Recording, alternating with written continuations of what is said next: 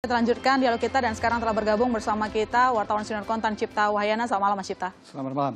Oke, kita lanjutkan dulu, saya ke Pak Raden. Pak Raden, IMF memangkas proyeksi pertumbuhan ekonomi Indonesia. Satu sisi padahal dunia dinaikkan proyeksinya. Apakah Indonesia masih optimis bisa naik tumbuh 5% tahun ini?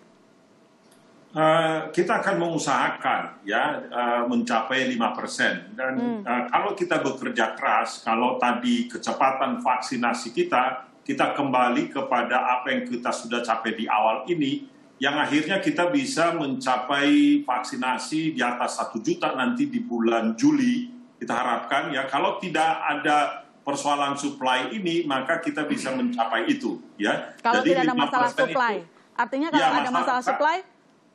Ya, kalau tidak ada masalah supply, saya pikir kita bisa mencapai 5% itu. Karena persoalannya sekarang adalah hubungan antara vaksinasi itu dengan pertumbuhan ekonomi itu sangat positif dan kuat sekali hubungannya. Itulah yang kita lihat dengan data-data yang di Amerika sekarang ini, di mana kecepatan vaksinasi mereka itu jauh lebih cepat dari target.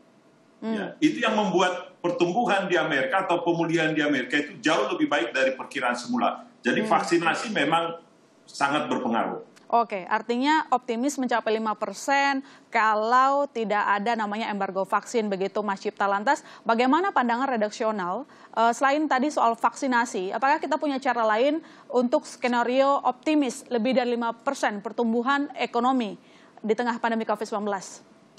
Ya Mbak, ini menarik ya, memang di satu sisi IMF mungkin masuk di skenario pesimistis, pemerintah masih tetap optimis. Mungkin perlu kita tahu bahwa biasanya ekonomi-ekonomi itu bekerja dengan skenario-skenario yang di dalamnya ada variabel-variabel. Dalam hal ini tampaknya mungkin skenario IMF lebih dekat ke angka 4,3%. Harap dicatat bahwa pemerintah juga punya skenario basis paling rendah itu 4,5%. Artinya sebenarnya pemerintah juga punya skenario pesimistis. Nah mungkin IMF memang lebih dekat ke situ. Nah kalau pemerintah artinya memang berarti masih tetap optimistis dan memang harus optimistis walaupun juga tetap harus realistis ya. Jadi menurut saya alih-alih kita itu misalnya memprotes prediksi IMF, baik juga bahwa tadi Pak Raden mungkin ini kalau di underestimate mungkin jangan-jangan nanti malah semangat ya, tapi benar juga. Jadi ini sebenarnya mestinya malah bisa menjadi wake up call ya, artinya bagaimana pemerintah menghindari skenario-skenario yang pesimistis ini supaya tidak terjadi gitu loh. Karena mestinya pemerintah punya berbagai opsi kebijakan untuk menjaga agar skenario yang optimis tetap bisa tercapai.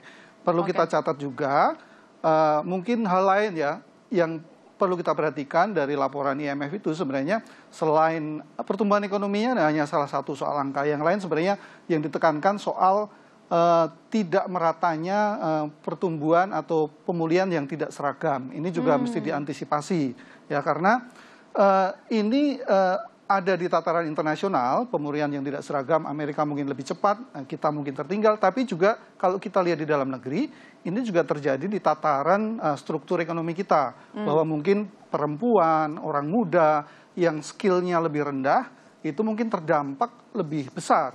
Dan itu tentu saja nanti recovery-nya juga butuh bantuan yang lebih besar pula, ini juga yang harus menjadi perhatian.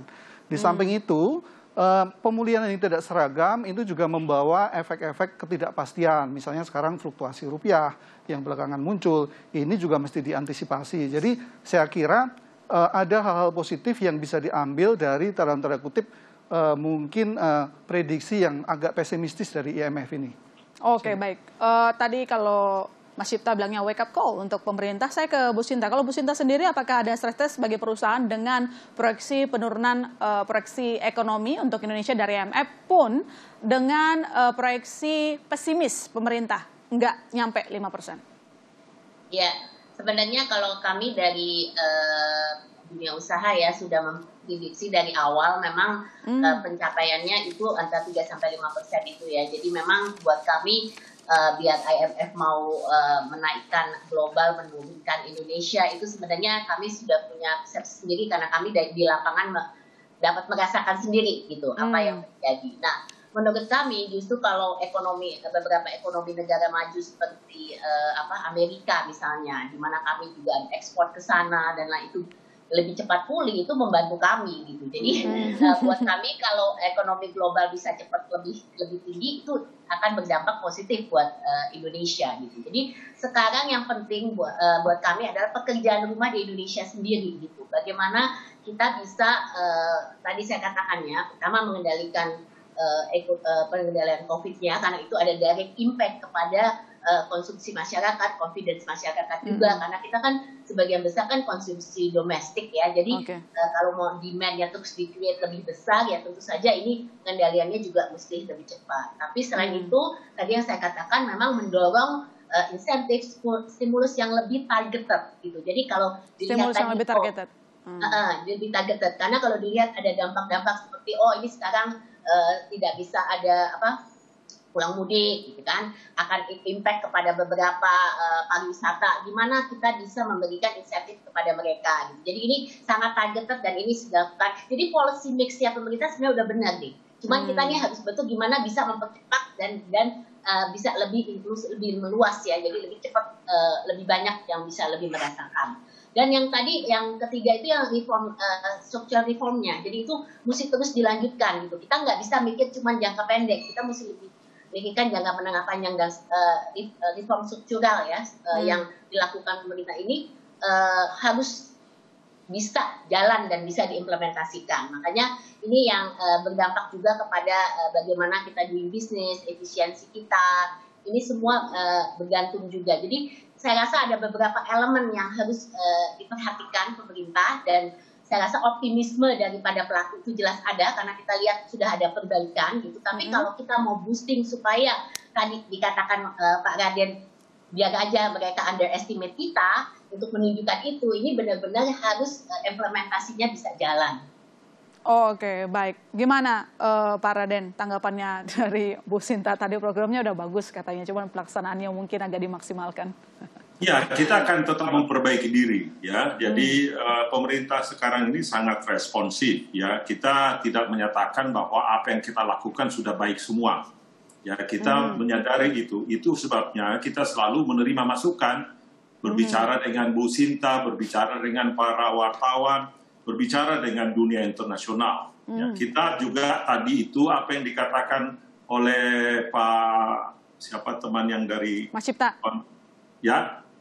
Cipta. Dari kontan ini kita juga mendengar itu bagus sekali. Jadi kita juga mengantisipasi mengantisipasi kemungkinan ketidaksinkronan pemulihan ekonomi dunia ini dan apa dampaknya ke kita. Untuk itu fiskal dan moneter harus siap-siap terhadap itu. Tapi di sisi lain ada juga yang positif karena kita lihat mitra dagang kita utama yaitu US dan Cina itu pulihnya sangat cepat sekali. Itu akan menguntungkan kita dari sisi ekspor. Jadi ada memang positif negatifnya dari perkembangan ini.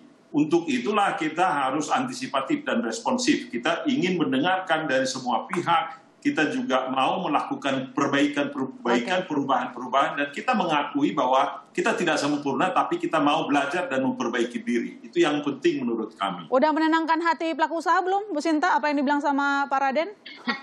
Pak Raden menenangkan hati setiap hari. Cuman kitanya harus bawel terus, Mbak. Iya, kalau belum dapat kita mesti dibuat terus. Baik, Bu, Pak Raden, ini kalau di Bisnis Talk tempat curhatnya para pengusaha, jadi jangan kaget kalau nanti banyak curhatan-curhatan dari Bu Sinta. Baiklah, kita akan lanjutkan diskusi kita berikutnya. Saya tahu mungkin kalau tadi kata Bu Sinta sudah menenangkan hati, tapi lihat nanti prakteknya di lapangan. Terima kasih Bu Sinta telah bergabung di Bisnis Talk, dan Pak Raden jangan kemana-mana, kita masih akan diskusi. Dan saudara, kami masih akan segera kembali.